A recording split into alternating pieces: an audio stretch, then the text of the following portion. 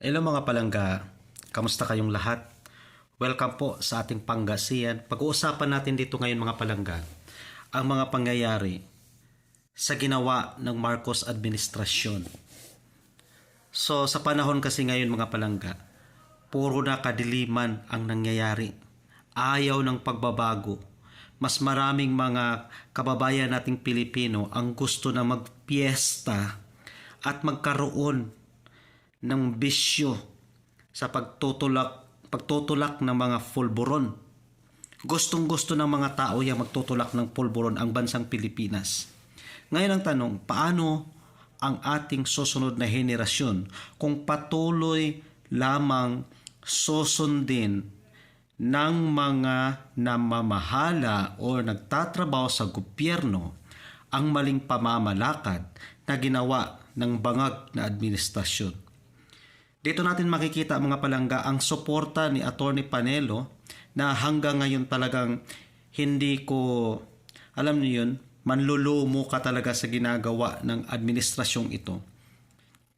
At makikita natin dito na walang jurisdiction ang Pilipinas dahil talaga naman ay hindi na miyembro ng ICC ang ating bansang Pilipinas. Ngayon, alam niyo, sa totoo lang, kung babalikan natin, no? Pero bago natin ipagpatuloy mga palangga, yung usapan natin, pakinggan muna natin si Atty. Panelo sa kanyang mga sinabi. Si Pangulong Marcos Jr. ang nag-utos nito. Abay mananagot siya sapagkat impeachable ground ang kanyang ginawa. Sapagkat Yes, totoo talaga yan mga palangga. Impeachable grounds talaga ang mangyayari dito. Kung siya ang nag-utos, pero pagkakalam natin, kasi ano yan kumbaga, syempre, administrasyon niya, utos niya. Kasi ang alam natin, malakas talaga ang tandem ng Team Duterte sa darating na halalan. May posibilidad na mananalo. Kaya itong mga kampo ng kadiliman ay unti-unti na silang gumagawa ng sarili nilang batas, or meron man tayong batas ng Pilipinas, hindi talaga nila sinusunod. Mas gusto nilang magsarili sila ng saligang batas nila. O ito. pinagtaksilan niya ang sumpang ginawa niya bilang presidente ng bansa na pangalagaan at ipagtanggol ang interes ng bansa at ng ating kasarilan. O di ba? Nagtaksil siya sa bayan. Kaya itong mga ayaw kay Duterte, kay Tatay Digong, nagbunyi sila mga palangga. Hindi nila alam kung ano ang mangyayari sa ating susunod na henerasyon, sa mga kabataan na talagang magpiesta ng pulburon at magkaroon ng kriminalidad sa bawat sulok ng Pilipinas, patay dito, patay doon. Kasi ito na yung sinasabi natin, history repeat itself. Ito na yun. No? Diktadorya na to. Ngayon, ang tanong mga palangga, marami na ang naghihirap na mga kababayan natin ngayon nang dahil lamang sa administrasyong ito. Bumabalik or babalik tayo sa dati kung ano ang nangyari sa panahon ng kanyang ama.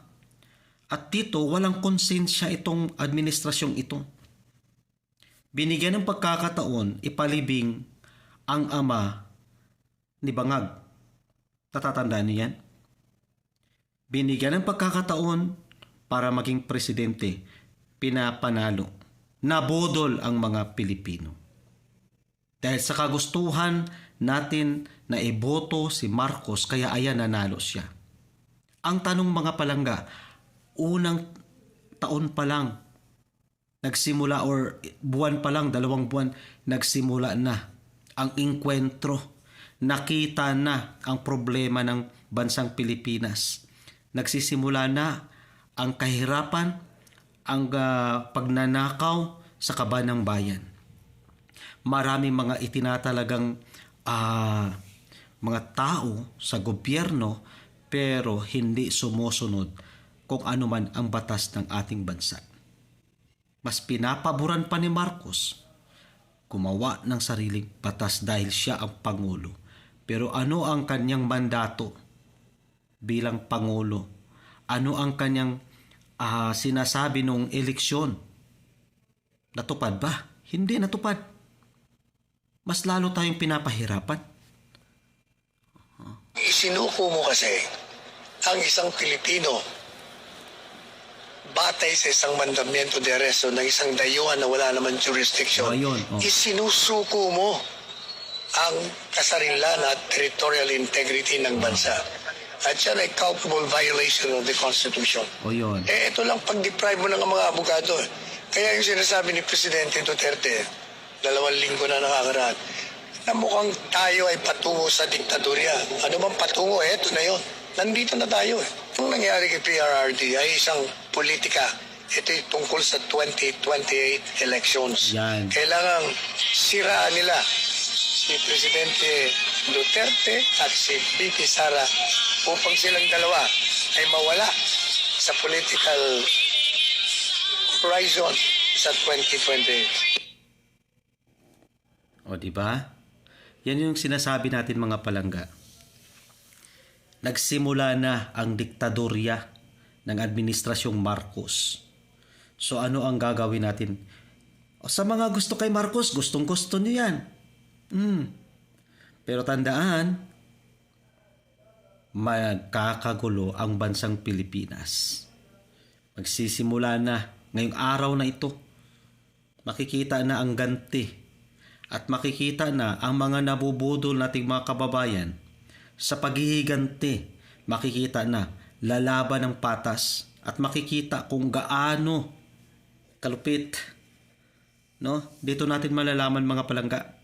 Kaya kung ako sa inyo mga palangga, kung yan ang gusto ninyo na puro kampo ng kadiliman ang gusto nyong ipairal at gusto nyong malulong sa masamang gawain o gusto nyo ng patayan, kriminalidad, rape, mga kung ano-ano, mangyayari ito sa tinatawag nating dictatorship ng Administrasyong Marcos. Nagsisimula na. So yun lang ang masasabi ko mga palangga, no? Kayo ano ang inyong comment regarding sa ating paksa ngayon? Maraming salamat sa panonood.